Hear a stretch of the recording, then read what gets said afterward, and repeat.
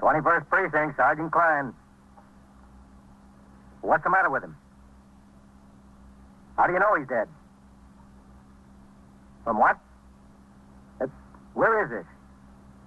You're in the muster room at the 21st Precinct, the nerve center. A call is coming through. You will follow the action taken pursuant to that call from this minute until the final report is written in the 124 room at the 21st Precinct. All right. You just wait there for the officers. No, right there. I'm sending him now. You just wait there and show them where he is. All right, thank you.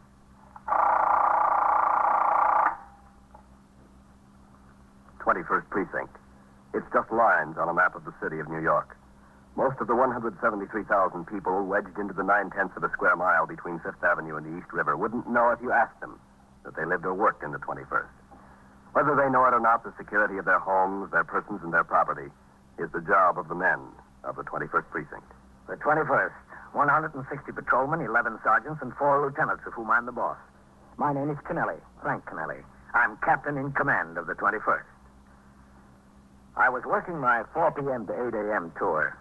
After I turned out the platoon for the night tour, I read the entries on the arrest record and blotter for an event-by-event picture of what had occurred in the precinct since I was last on duty. A little after 6, sector car number 3 came by the house for me, and I went on patrol of the precinct.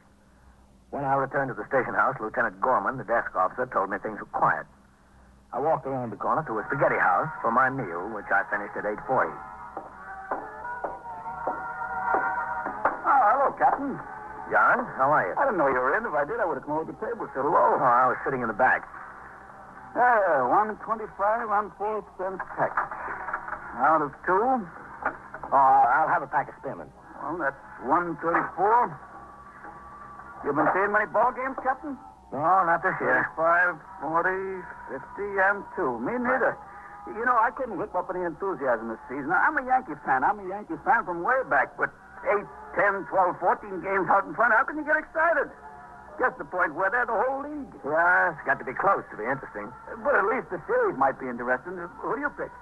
I think the Brooks will take them. You do? They never have yet. Well, that's some ball club. Well, yeah, they look like a ball club in their league, but wait till they get up against some competition. Well, wait, I'll walk out with you. I want to get a peek. Ralph, keep your eye on the front, huh? I just want to take a look at the box scores. They clinched the pennant, you know, but there's no harm in checking on the batting averages. Yeah. You going to see any of the series games, Captain? It's a little bit too rich for my blood. Yeah, that's $10 a reserve seat routine. That's a little rich for anybody's blood. Yeah. Hey, look at that fellow. He's turning a fire alarm. Hey, you. Hold up there. Wait a minute. You, wait a minute. I'm not going anyplace. Where's the fire? There isn't any fire. What'd you pull the hook for? Because I wanted to. Where's the fire, Captain? There isn't any fire. I'm a police officer. What's your name? Brighter, Hal Brighter. Don't you know it's a criminal offense to turn in a false alarm? I know it's a criminal offense. Captain, you want me to run around the station house? You want to get some help? He doesn't need any help. No, John, they'll be here. Don't worry about it. Why'd you pull the hook? Come on, look at me. Talk to me. Why'd you pull the hook? Because I want to go to jail, that's why. I want to go to jail. You will, mister. You can count on it. The essential factors in fighting a fire are the promptness of discovery and the speed at which firemen arrive on the scene. But speed has its hazards. As many or more firemen are killed and injured in accidents occurring while responding to alarms as in the course of fires themselves. During the last calendar year, there were 13,981 false alarms in the city of New York. And to each of these, no less than 4 pieces of fire department apparatus and 2 police cars responded. In this case, the offender, Hal Brighter, made no excuses, nor would he offer any reason for his act. He was questioned for some minutes on the street by myself, by other police officers on the scene, and by the fire captain in command of the apparatus which responded. After the fire apparatus left, he was taken around the corner to the precinct house, where, as arresting officer, I booked him in. How do you spell that? B-R-I-D-E-R. Any middle initial? E. Hal E. Brighter. How old are you? 21. Where do you live? I live at 734 East 81st Street. What apartment number? 2B. Bond is $500. Can be posted with me. What do you mean, bond? Bail. If you can get somebody to post $500 bail, you don't have to appear until he comes up in court. Otherwise, we'll have to hold you. I want to be held. I don't want any bail. Oh, look, son, this isn't doing you any good. You must have had a reason for pulling that hook. Now, tell us about it. I don't want to talk about it. Just lock me up. Well, that'll come soon enough. How many other false alarms did you turn in? None. This is the only one. What was it? Just an impulse? No, it wasn't an impulse. I thought about it. I thought about it a long time. Look, that's my office across there. Go in there and sit down. I'll be in a minute. Why? I want to talk to you, that's why. I've got nothing to say. I just want to be locked up. That's all. Go in there and sit down. Yes. And I don't want to talk. I don't want to talk to anybody. That's an odd one, Captain. Yeah, sure is. You want to take this pinch yourself, Captain? You'll have to go to court in the morning. No, that's all right. Well, what's the matter with that guy, Captain? Maybe he likes to hear sirens. I give him a boot. Did you see his eyes? Looks like a user to me. He did it that, didn't he? I know he's a user. I wanted him to tell me. What's his idea? What could he get by turning in a false alarm? Well, what could he get besides a little time on Rikers Island? I'll be in my office, Lieutenant. Yes, sir. All right, Hal. I want you to tell me what the trouble is. I've got no trouble. Haven't you? Stand up. Why? I said stand up. Yes, sir. Take your coat off. Why? Is that the only thing you know? Why? Take it off. Yes, sir. Put it on that chair there. Roll up your sleeve. Oh, what are you trying to find out that you don't already know? Let me see your arm. How long have you been on the habit, Hal? Long enough. All right. Sit down. Why'd you pull the hook on that firebox? It's a long story. You wouldn't be interested. Well, who said I wouldn't? Well, I'm not interested. Look, you locked me up. I don't feel like talking to anybody. I'm beginning to feel lousy. I feel terrible. Are you married? No, I'm not married. You live on 81st Street there all by yourself? Yes, all by myself. You have any family? What's this got to do with my family? Where are they? I don't have any family. When did you shoot up last? What difference does it make? When? Yesterday morning, not since then. Who's your connection, Hal? I've got no connection. You must have been getting it someplace. Where? I don't know anything. If you don't know anything, Hal, we'll teach you a lot around here. Who are you calling? 21st Precinct, Sergeant Klein. Sergeant, ring upstairs to the detective squad and see if you can locate Lieutenant King. Yes. And ask him to come into my office for a minute, will you? Yes, sir, Captain. What do you need him for? If you're a narcotics user, Hal, it's his job to find out who sold it to you. Why'd you pull that fire alarm? I don't think you'd understand. Maybe I would. Why don't you try me? I told you it was a long story. It's cold in here. You know that? It's awfully cold in here. Now, I'm beginning to feel terrible. Really terrible. I'm sick. Put your coat on. Yeah, thanks. That ought to help. You work, Hal? You got a job? Yes, I did have. I did have until the day before yesterday. What happened? I got fired. Why? Why do you think? How'd you get the habit? You should have known better than that. You look like an intelligent boy. I'm very intelligent. Top 10 in my class. A big deal. How'd you get hooked? Well, it was this girl. What's her name? It doesn't have anything to do with it. I thought I could kick the habit anytime. First it was just once in a while and maybe 2 or 3 times a week, and then it got to be a regular fix every day. Every day. Where is this girl? I don't know where she is. I lost track of her someplace down the line. I don't know what happened to her. I haven't seen her in 5, 6 weeks, a couple of months. Listen, I gotta loosen my tie, Captain. It's getting awfully warm in here. You don't mind if I loosen my tie? No? Go right ahead. Thanks. But I was buying 2, 3, 4 caps a day. See, I had a good job, but it was beginning to cost me $40, $50, $60 a week to support the habit. It was too much. It was way too much, and it was getting so I couldn't get halfway through the day. I imagine you couldn't. And when they fired me, there I was with no money, owing everybody, not a chance in the world to get another job, and it kind of brought me to my senses. Did it? So I told myself, Hal, you're going to kick the habit. You're going to kick it right now. So I went home. You know what I did? What? And I went to the drawer and I got the works. You know, the needle and the cotton and everything. Mm-hmm. Well, you know what I did with them? I broke them up and I threw them down the toilet. I said, Hal, that's all, boy. You're through. That's all. So I started to sweat it out. I stayed around the house. I didn't leave. And then I started to dry up. Just dry up. This cold turkey is awful. You know how sick I got. I told myself I was going to sweat it out, and I was sweating, too. I really was. Anyway, I had a bottle of whiskey there. I thought maybe that would help, get me over the hump, so I soaked it down.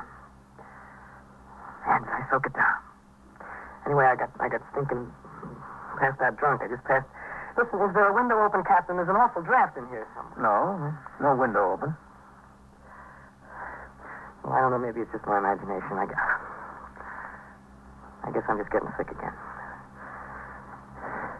Anyway, I flopped down in the bed, and it was 11:30 in the morning before I woke up, and I wasn't feeling too sick, so I said, Hal, maybe you're over the hump. Maybe you're there. Well, didn't you eat anything?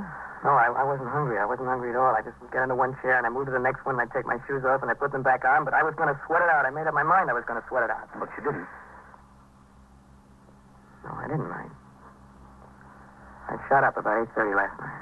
Well, that was last night. What about today? Well, I didn't give up the idea of kicking the habit. I figured I'd make it because it cost me my last $6 for the 3 caps the night before. See, I didn't have a cent left. So... Well, anyway, I didn't care how sick I got. I really stuck it out. Till about 8 o'clock.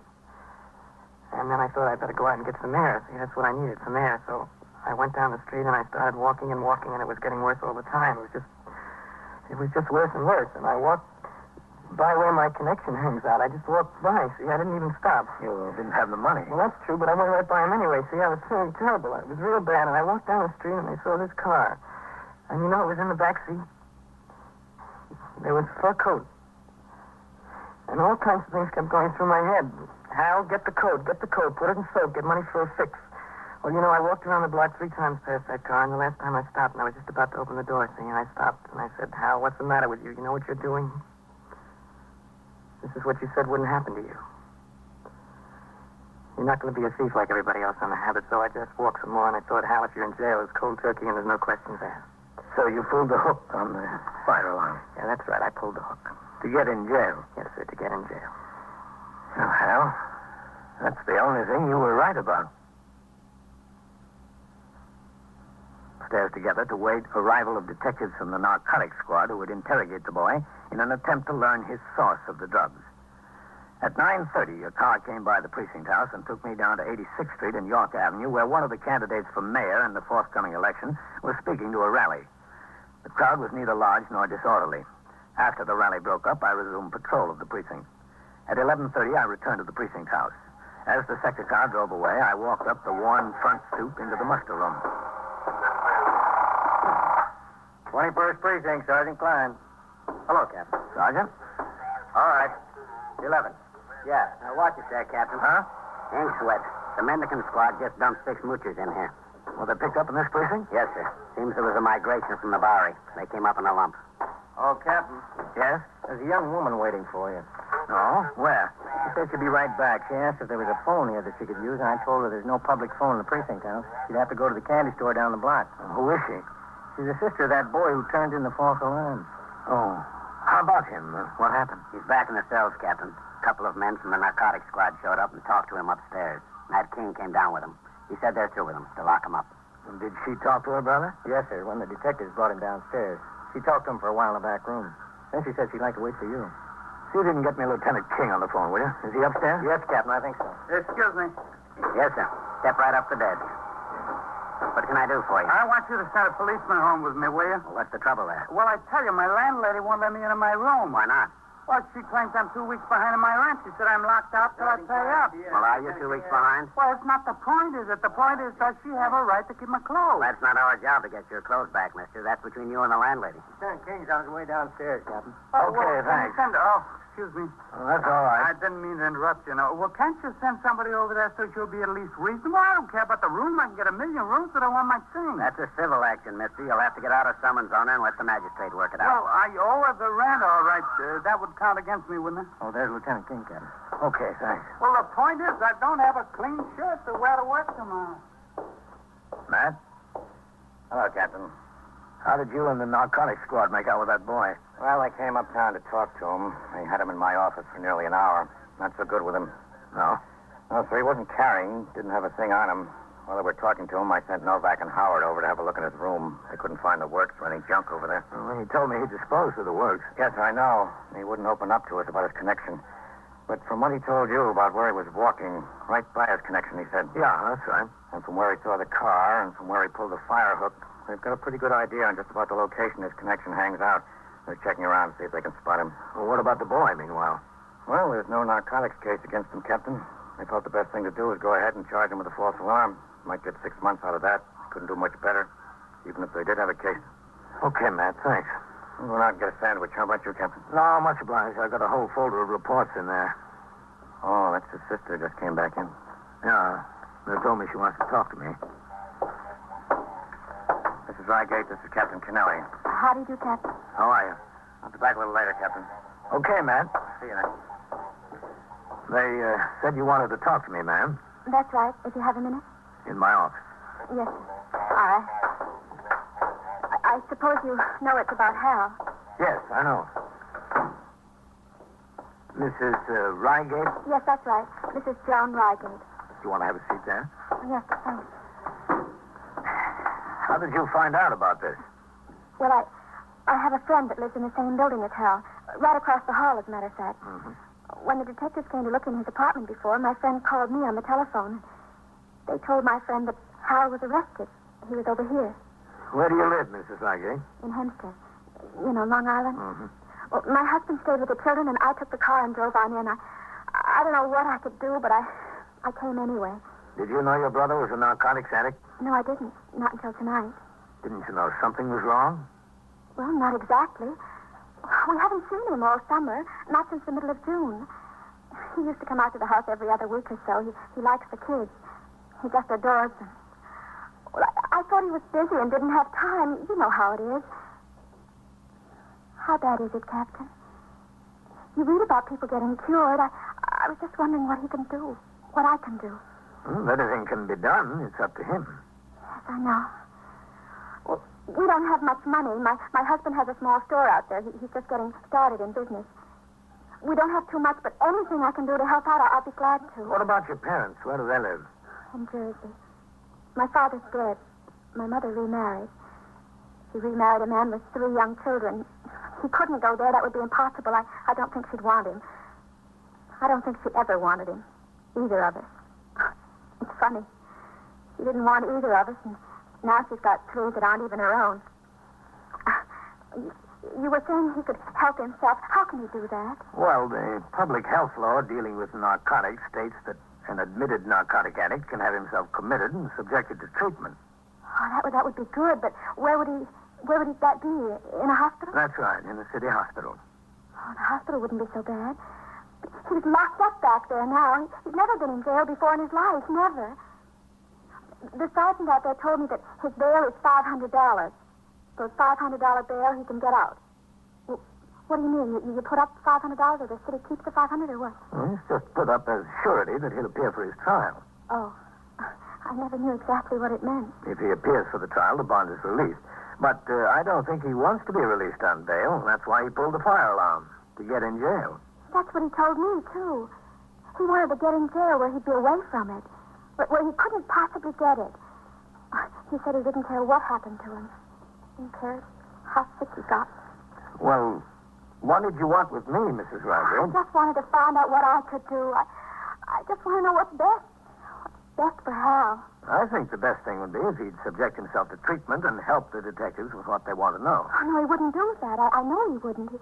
He told me that the people who sold him the dope were helping him out. That's all they were doing. They were helping him out when he was in trouble. Yes, they help everybody out, especially themselves. The rest of the night was quiet in the precinct. At 7:45 a.m., the patrol wagon arrived to take the prisoners arrested during the night to court. Among them were 2 cat burglars and a parole violator who would be taken downtown to 100 Center Street to felony court. The 6 Boweryites arrested on their uptown mooching expedition and Hal Brider were taken to Arrest Part, Midtown Magistrates Court, 153 East 57th Street.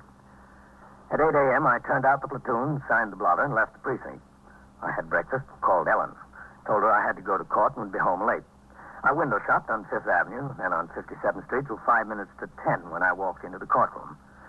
There were fewer spectators than people inside the rail, police officers, attorneys, bondsmen. The prisoners were guarded in the barred room off to one side. As the jail docket is always called first, the assistant district attorney told me my case would be through early. The magistrate entered and court was called to order. The first case was on a charge of assault from the 17th precinct. The complaining witness had lost much of his enthusiasm overnight. I'll dismiss the charges for lack of evidence. Case dismissed. You can go. Order, please. Order, please. Hallie Brider to the bar. Hallie Brider. Yes, that's right. Right over this way. Is the arresting officer in court? Captain Kennelly? Is Captain Kennelly in court? Yes, I'm here. Hallie Brider, you are charged with violation of Section 1424 of the Penal Law. Are you represented by counsel, young man? Sir, I don't need a lawyer. I'm guilty, Your Honor. I can't take your plea here. All I can do is set bail and bind you over to special sessions. Your Honor. Yes, Captain. This man is a narcotics addict. He admitted it to me. I think the district attorney would be willing to go along with a suspended sentence if he'd allow himself to be committed for treatment. Is that so, young man? No, sir, I'm all right. I don't need treatment. I don't want it. Now, look, boy, get some sense, will you? Look, there's only one place to kick it. That's jail. That's where. If you think that's I easy- know it's not easy. You think I'm having an easy time now? I'm sick now. I'm sick already. I can't commit him, Captain, not unless he makes a voluntary application. Yes, I know, Your Well, Honor. I'm not going to volunteer. Bail on the charge is set at $500. Remand for special sessions. This way. All right. Step this way through that door. Bernard J. Bexel. Bernard J. Bexel to the bar. As a result of his failure to make the $500 bond, Hal Brider was taken to the Tombs to wait his trial in Special Sessions Court on charges of turning in a false alarm. Before I left, I stopped in the detention pen to talk to him. He was convinced that the answer was to sweat it out in jail. Cold turkey, as he called it. Symptoms typical of the withdrawal from narcotics had overtaken him. His eyes were watery. His head hurt. He was alternately hot and cold. He was genuinely ill, but he was determined. I left the court building and got a subway for home, not due back on the job until 8 the following morning. When I got to the precinct house the next day, I signed the blotter and turned out the platoon for the day tour. There was a teletype communication addressed to all precinct, division, and borough commanders to report in the lineup room at police headquarters, 240 Center Street, at 10 o'clock that morning. The meeting concerned police assignments in connection with the registration of voters and the subsequent election of city officers. The meeting lasted until 12:15. On the way uptown, just as we were entering the 21st, a signal 32 came over the air. The address, 734 East 81st Street, ambulance responding. I told my operator to make the run. When we pulled into the block, I saw the two sectors' car, the sergeant's car, and the ESD car were on the job.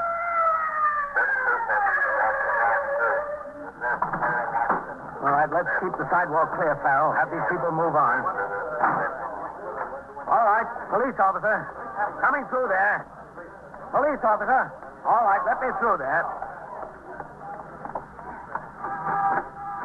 Oh, hello, Captain. What have we got, Sergeant? DOA. Yeah? I was just going out to notify the medical examiner. What is it, natural causes? No, sir. Not homicide. No, sir. You know who he is? He's your friend, the false alarm kid. Where is it, Sergeant? Top of the stairs, Captain. I'll walk up with you. Lieutenant King is here. Oh? Is he? Yes, sir. How did it happen? Lieutenant King says it looks like an overdose. There was a hypodermic needle and 4 or 5 empty capsules around. How did he get out of jail? I thought he was going to sweat it out there. Now, my sister is here. She told me she won his bonds. Oh. Right in there, Captain. He's in there. She went down to visit him at the Tombs yesterday afternoon. She paid a bondsman $25. He got out last night. In there.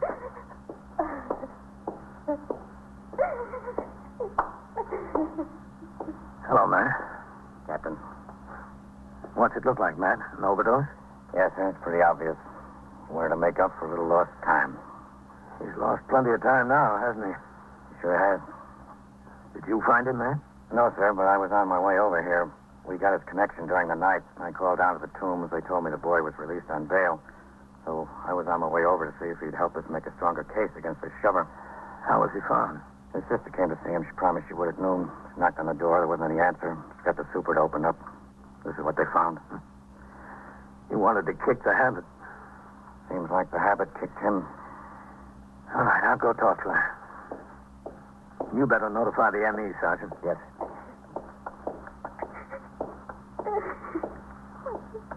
Mrs. Rygate? It didn't have to happen. It didn't have to happen at all. You wanted to stay in jail. You wanted to sweat it out. I couldn't stand to see him in jail. Not Hal. I just couldn't stand to see Hal in jail. I got a bondsman and I got him out. He didn't want to come out. He didn't want to leave. But I talked him into it.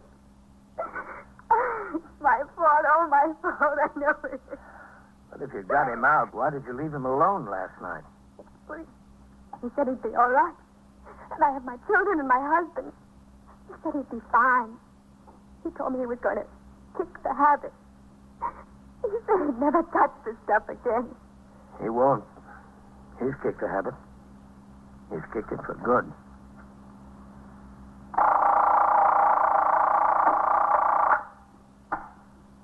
'21st Precinct, Sergeant Klein. You what? Smell gas. Where is this? E71? At what floor? You haven't found where it's coming from. That's right. Get the people out.